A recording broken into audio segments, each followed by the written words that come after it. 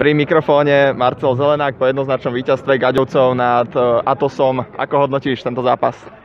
Super, dneska sa nám darilo, natrénovali sme niečo, takže vyhrali sme jednoznačne, aj keď chalani superi boli dobrí, padali góly, hrali sme otvorene, takže super všetko. Opäť ste potvrdili dominanciu tejto súťaže. V čom je naozaj najväčšia sila Gaďovcov?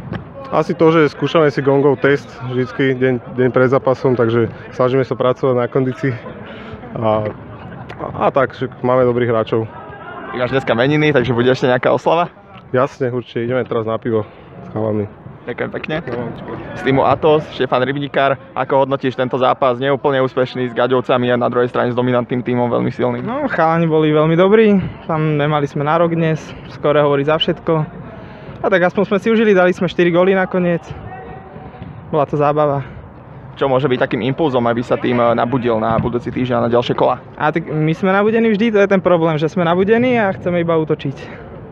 Bude vás čakať teraz najbližšie tu súboj s tabulkovým susedom, ak sa nemýlim, s Lazaretom. Ako do tohto zápasu sa pripraví? Čo možno zmeniť oproti dnešku? No, my nemusíme meniť nič, my iba vyhráme a to všetko.